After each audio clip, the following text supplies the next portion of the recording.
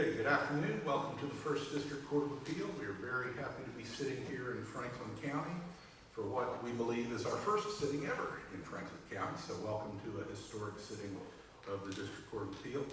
We want to thank Judge Schuler for great lunch, and Chief Judge Sorstrom, and then Court Administrator Garber. Very much appreciate everyone's hospitality and appreciate being here. We've shaken up our schedule a little bit, so we're going to take the second case on the docket first. That is Malcolm Cooper versus State of Florida, case number 22-2143. We've allocated 20 minutes per side. Counsel, are you ready to proceed? I am, yes, sir. And before you get started, would you like to reserve any time for rebuttal? I would, Your Honor. I'd like to ask for 4 minutes of rebuttal time. 4 minutes for rebuttal. So noted. You can proceed when ready. May it please the court, my name is Luke Newman. I represent the appellant Malcolm Cooper, and I'm here to argue on my client's behalf today about what is arguably the most sacred and delicate part of a criminal trial, and that is jury deliberations. Our Florida Supreme Court has instructed us that care needs to be taken to ensure that those deliberations are conducted in a manner so that there is no question as to their reliability. In my client's case, that did not, unfortunately, occur, and therefore I'm arguing for a reversal and remand for a new trial in this counts of conviction.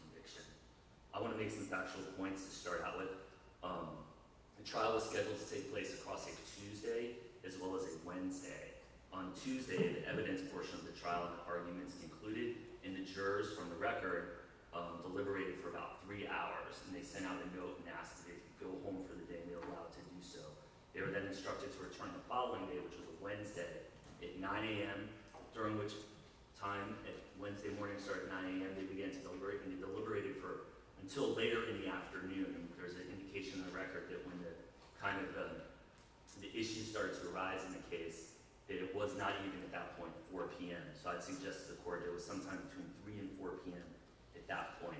During their deliberations, the jurors sent out a series of notes to the judge, questions, and some of them were questions, but some were just kind of notes. Can we get a whiteboard and some markers, things of that nature. They also asked substantive questions, legal questions about, for instance, the burglary count. They asked for some clarification on burglary, and the trial court judge responded with written answers to those questions after consulting with the parties. In the afternoon on Wednesday, they requested, before 4 o'clock, they requested to be allowed to go home. At that point, the trial court judge said, I'm inclined to read them an Allen instruction, an Allen charge, or some people sometimes refer to as a dynamite charge. And can I ask you about that? Yes, sir. And the trial counsel, who was not you, Yes, said we wouldn't be asking for that. That's Judge didn't say we object to that. That'd be error to do that. Just we wouldn't be asking for it. That's So exactly right. how is this preserved? Because what the trial counsel, so I understand the court, Your Honor, I understand your concerns to that point. Instead of the objection, or the just simply saying the defense would not be asking for that, something along those lines. What I'd suggest to you, considering the record that you have before you, is that if you look at the trial court sua sponte saying in response to no, I'm inclined to give him an Allen charge, and the state and the defense saying we wouldn't be asking for that. What I'd ask you to consider is that at that point, my client's trial lawyer, has put the court on notice. Okay, and at that point, when the court's saying, I want to do this, I'm sua sponte saying Allen at this point, and she says the defense is not asking that any more objection, any more legal, standing up and saying objection, demanding a ruling, things of those nature, I'm suggesting that would be futile at that point. And so this court and other courts in Florida, obviously with the background of proper preservation is required, being established, have acknowledged that the law doesn't require futile acts. Okay? It doesn't require a futile act. I understand your argument, but we wouldn't be asking for it. I mean, how is that the same as we object to it?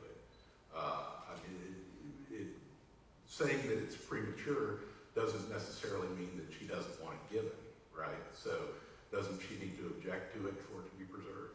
I would respond to that by saying that she made it clear. I think saying we're not asking for that, let me give you the exact words. Defense wouldn't be asking for it, the exact words that are said in the record.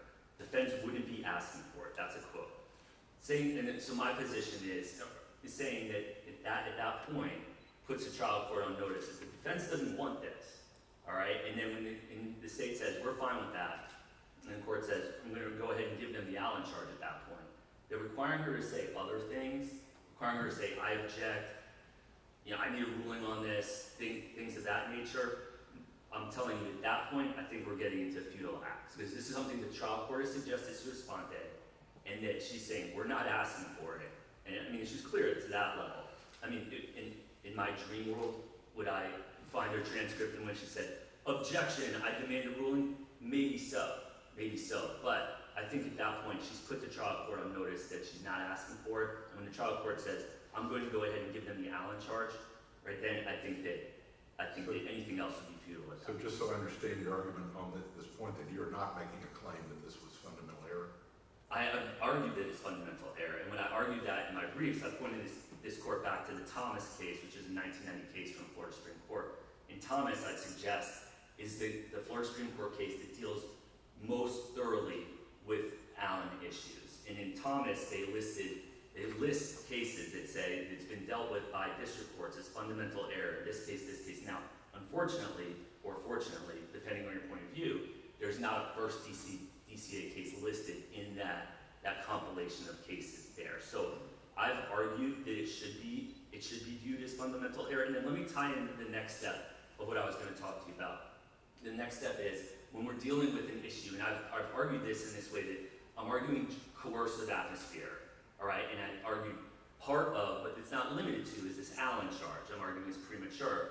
But when we argue that it's a coercive atmosphere, we have to look at all the different factors. And so it's not a pure Allen charge argument. It's that there's this coercive atmosphere, and that has several different ingredients that took place during the jurors' deliberation. So there's the Allen charge without the deadlock issue that I started out with. And then we talk about later on, we have this informal instruction to the jury when the verdict form appears to be incorrect, in which the jurors are instructed to go back and choose two verdicts as to count two, which is ultimately the count of conviction on which my client served a sentence.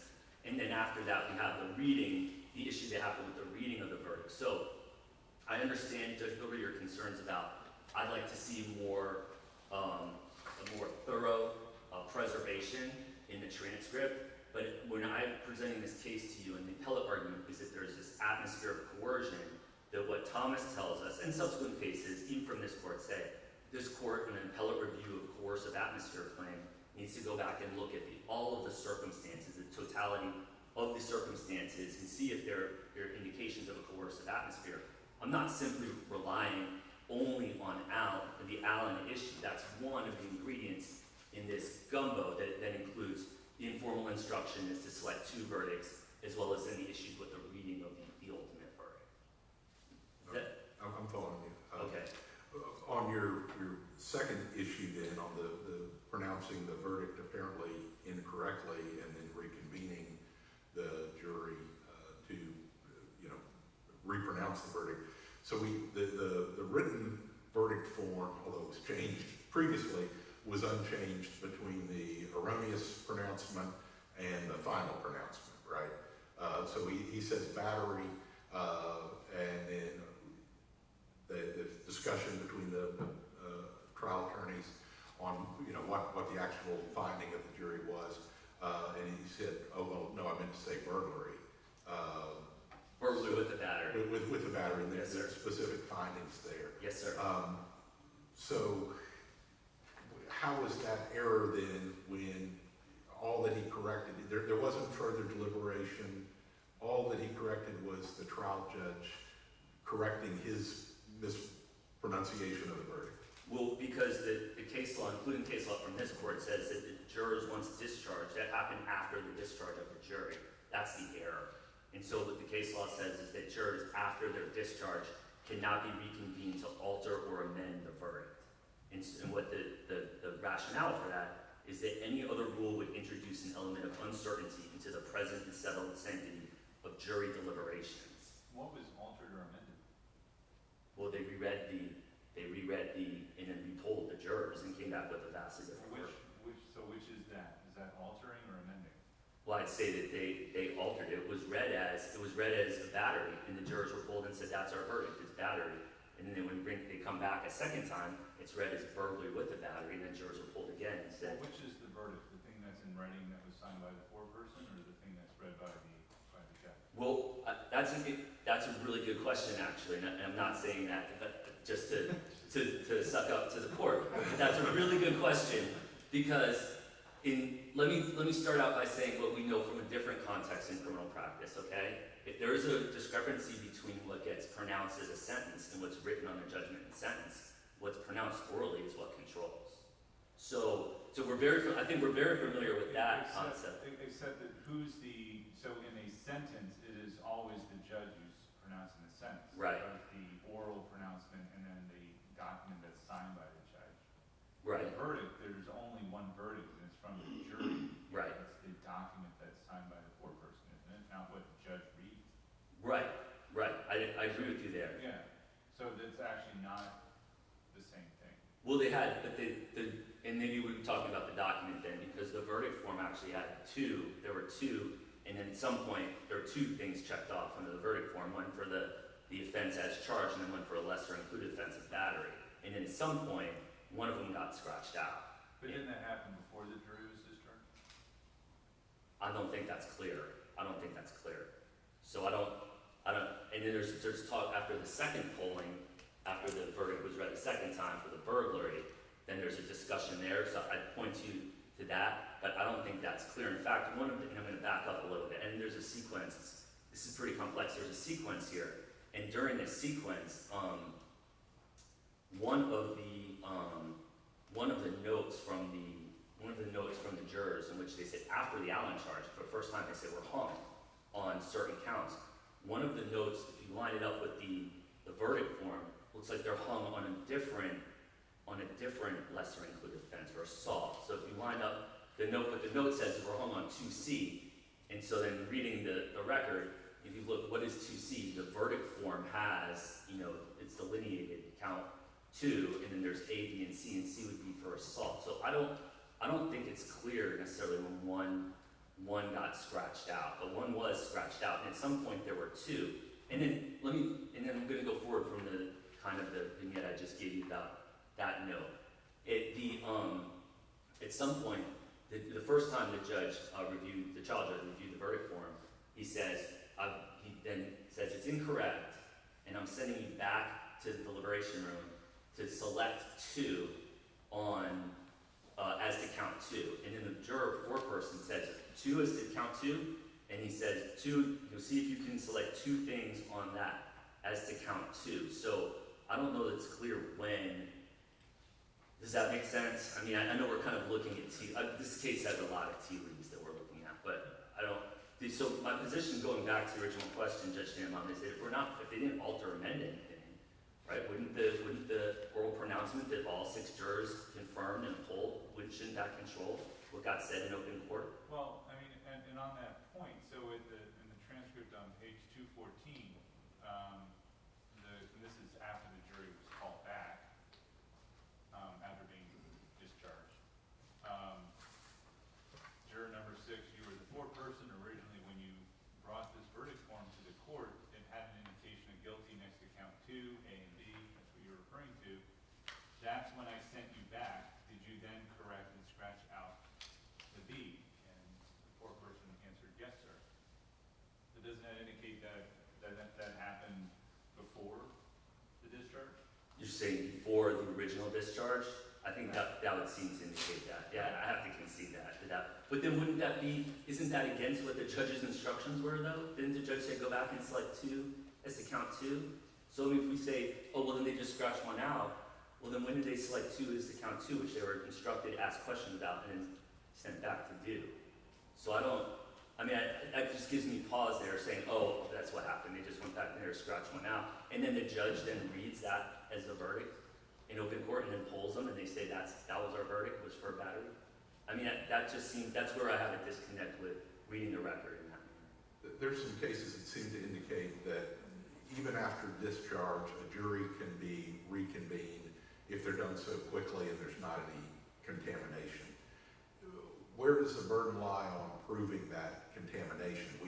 As you point out, the timing of this is uncertain. It looks to happen fairly close in order, but we don't know if the jury, ran into somebody out in the hall or something.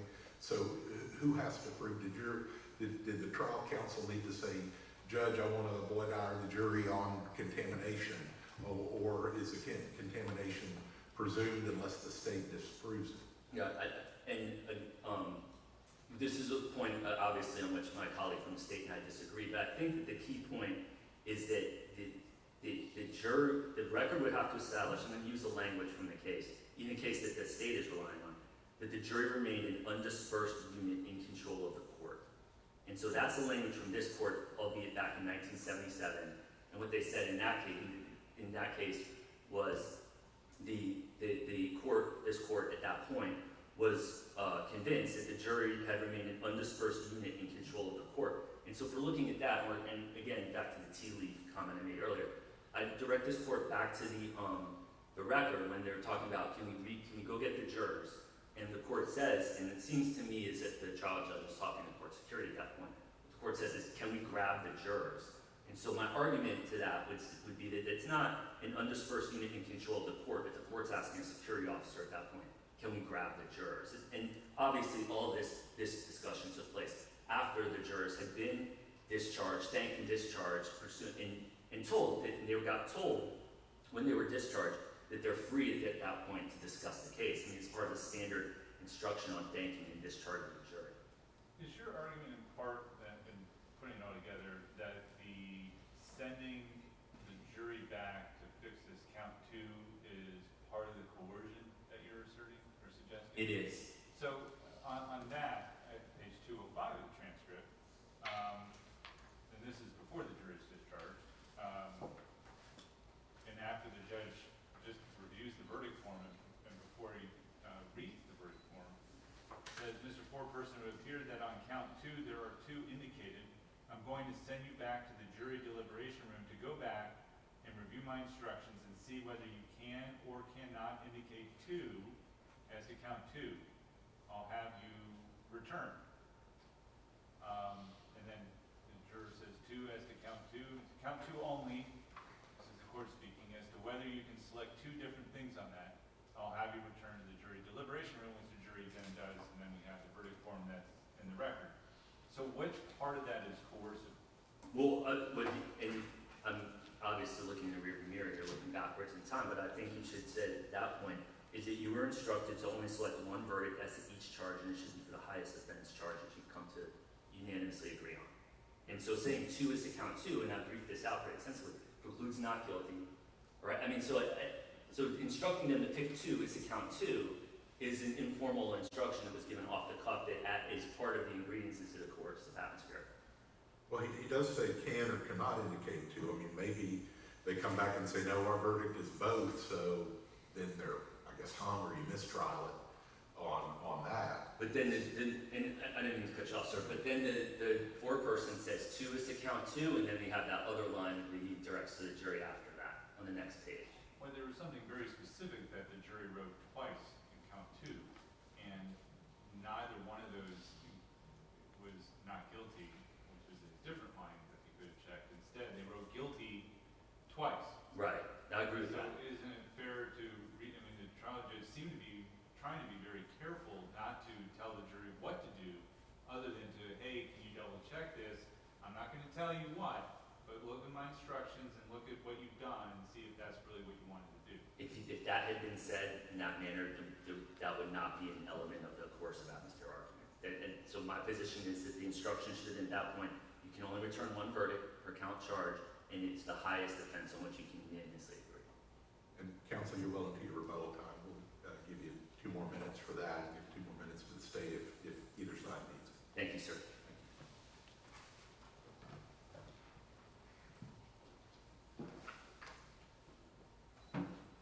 May it please the court, my name is David Welch. I represent the state in this case.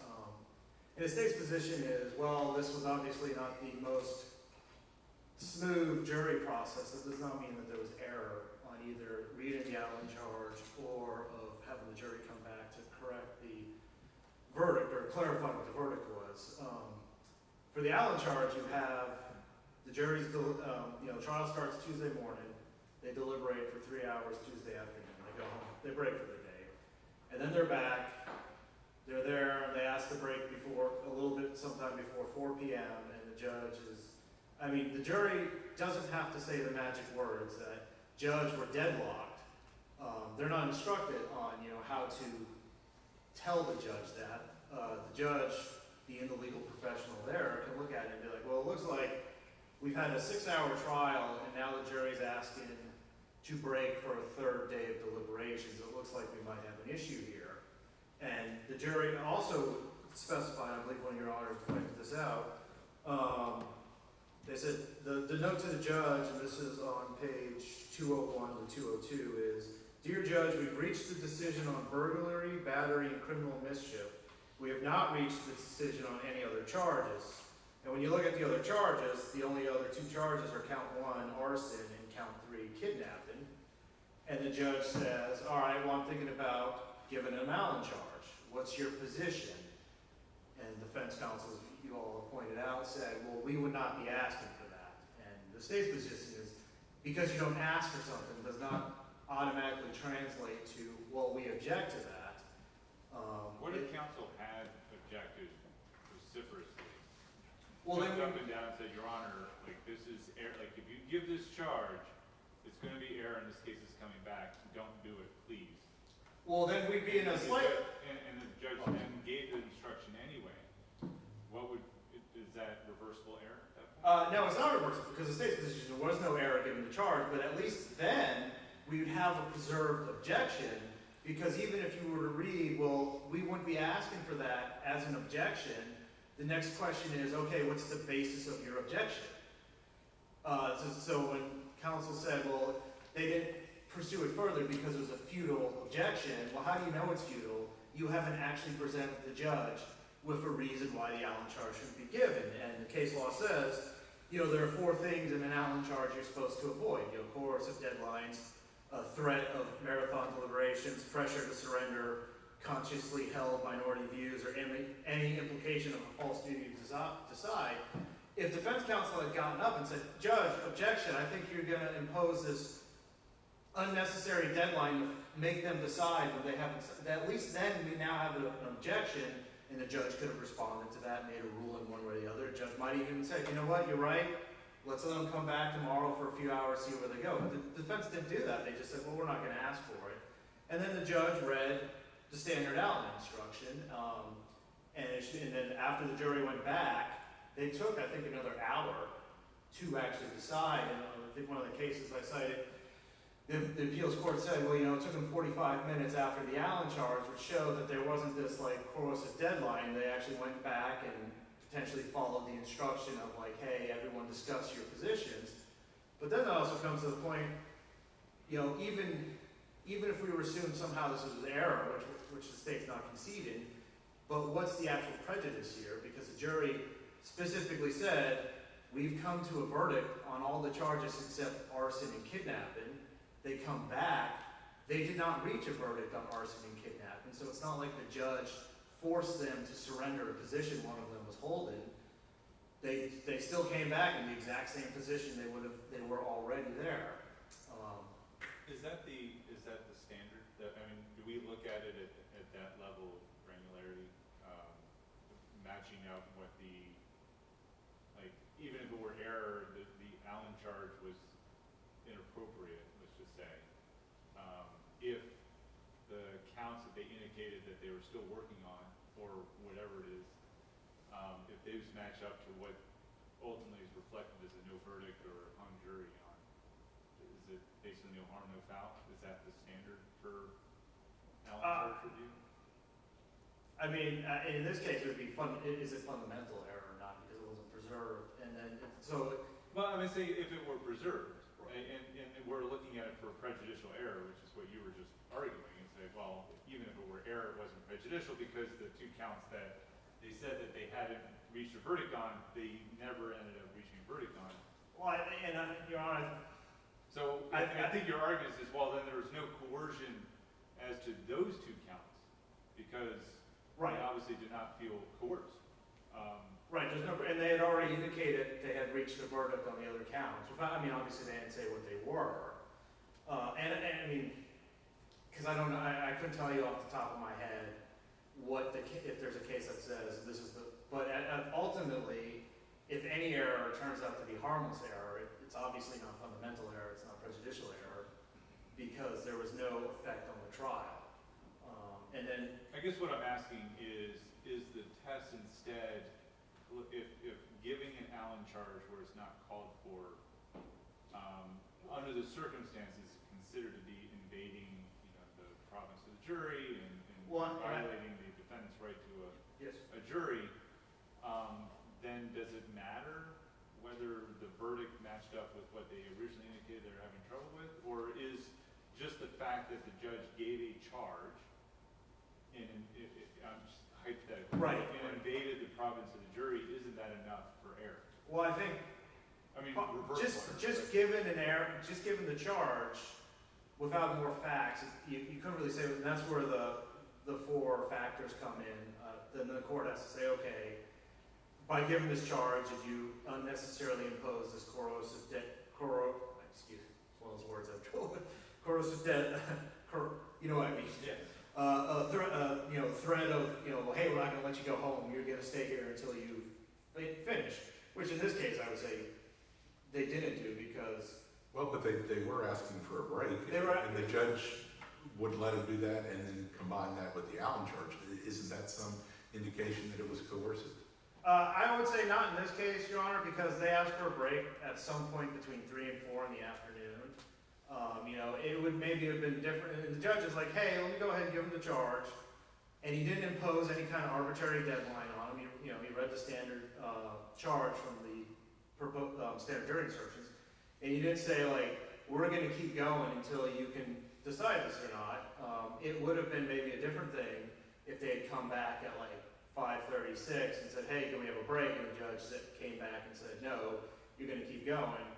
I mean, here I think they ended up with the verdict right around 4:35, if I forget the exact time. It was about an hour or so after he read the Allen charge.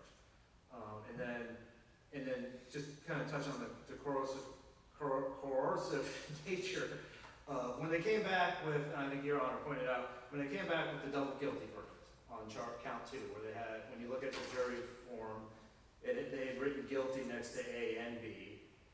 I think the judge pretty much did exactly what he needed to do, where he didn't tell them like, hey, you have to pick A or you have to pick B. He said, it appears you guys have potentially filled out this form wrong. I want you to just go back, reread the instructions, and determine if that's something that's in line with the instructions. That's pretty much, I think, what we would want the judge to do. We have an incorrectly filled out verdict form, which is probably not unheard of. Potentially none of the juries have any kind of legal training. This may be their first courtroom experience. So it's not necessarily unheard of that we're going to have a mistake on the jury's part, but that's why we have the written instructions from the judge that he, without instructing them what to do, he just said, please review the instructions and determine if that's correct or not. And then when you look at it, you can tell from the record that occurred prior to the judge reading the verdict. So we know that, because I believe when they actually came back, the judge even asked the foreperson, all right, ladies and gentlemen, this is transcript from 206. When they came back from deliberating again, the court said, all right, thank you, ladies and gentlemen of the jury. All right, juror 6, have you corrected the improper form from error? Yes, sir. And I believe the OAB on the jury is the foreperson's initials in this case. Well, can I ask you, your opponent cites the Rule 3.570 on the irregularity in retention, reception, recording of the verdict. Why does that rule not apply here? I think in this case it was just because they just had misfilled. I can't get into what went on in the jury deliberation room. If they had just all voted guilty on both counts, but in this case it was just asking them, hey, this looks like basically a typo, if you will. Can you go ahead and correct it? Otherwise, I don't think there's any issue with the Well, the correction at that point, I don't think is the complaint necessarily when you have the two forms. It's after they are discharged. Oh. and the trial judge had apparently mispronounced the verdict, Right. that I believe appellant would contend that that rule would apply. Right, oh, yes, excuse me, I understand what you're saying now. Yeah, and I think that goes back to one of the questions what you were asking earlier is, there's a difference here between the judge reading the jury's verdict, because the judge did not decide the verdict, the jury did, versus when a judge announces a sentence and the judge has decided the sentence. So here, in this case, the judge is just the messenger for what the jury has already decided.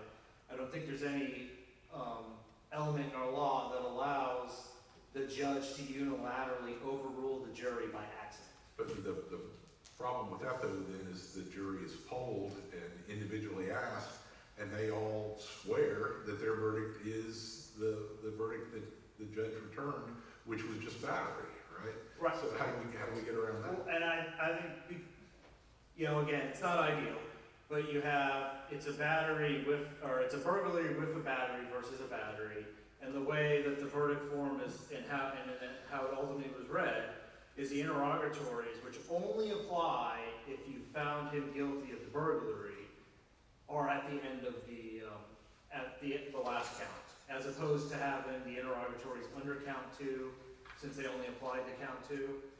And I think this goes back a little bit. The jury's been deliberating all day. They hear 95% of what, because it's burglary with a battery. Judge says battery. They listen to the rest of it. They hear the interrogatories again that they only would have answered if they found him guilty of the burglary. And again, they're not trained legal professionals, so I think they just responded by